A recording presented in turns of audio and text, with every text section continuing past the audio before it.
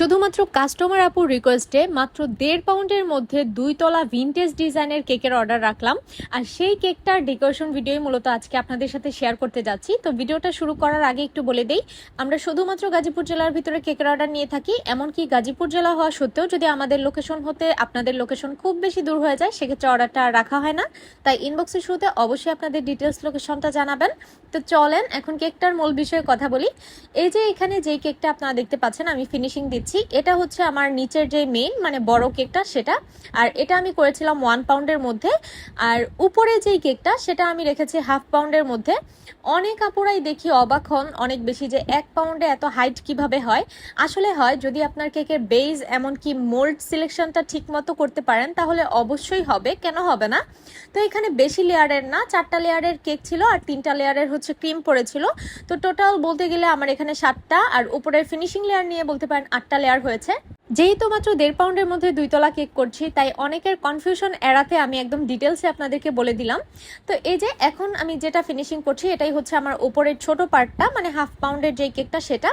তো আমি প্রতিটা কেক খুব ভালো মতো স্ক্র্যাপার দিয়ে এখানে ফিনিশিং করে নিচ্ছি। আর যেই আপুটা অর্ডার করেছিলেন আপুটা কিন্তু মূলত আমার আব্বুর স্টুডেন্ট ছিল। তো সেই সূত্রেই আপুর সাথে আমার পরিচয়, আর সেখান থেকেই হচ্ছে আপুরা এখন কেক নেয় আলহামদুলিল্লাহ। তো এখানে আপুর এর আগেও মেবি আমি একবার 1.5 পাউন্ডের কাজ করেছি, এর আগে আমি 2বার কাজ করেছি 1.5 পাউন্ডে আমার যতদূর মনে পড়ে। একটা এই আপুরই নেওয়া ছিল, আরেকটা অন্য একজন কাস্টমার আপুর ছিল।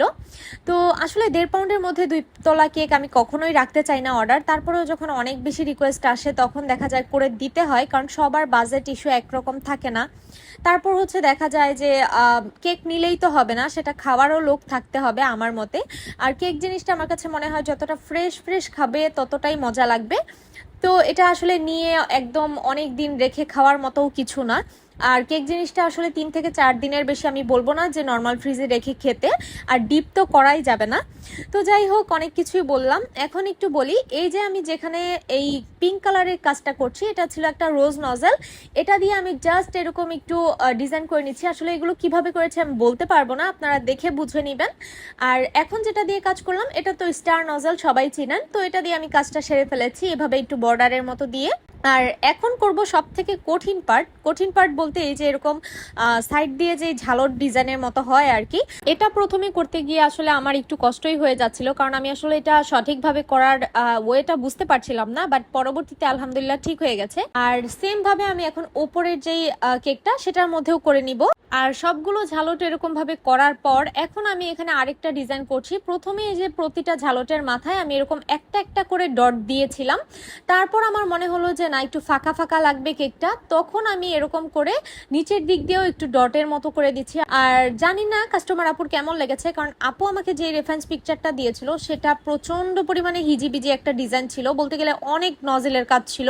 তো সেই রকম কেক আসলে এই ছোট কেকের মধ্যে করলে খুবই বাজে লাগতো, আর এটা করাও সম্ভব না কখনো। তাই আমি এটা আপুকে আগেই বলে দিয়েছিলাম, আর আপুটা বলেছিল সমস্যা নেই, জাস্ট ভিনটেজ ডিজাইনের মধ্যে যেন পিঙ্ক কালার একটু রেখে আমি কাজটা করে দেই। আর এখানে যে হ্যাপি অ্যানিভার্সারি টপারটা দেখতে পাচ্ছেন এটা কিন্তু কাস্টমার আপু নেয়নি, আমি জাস্ট এমনিতেই বসে একটু ভিডিও নিচ্ছিলাম।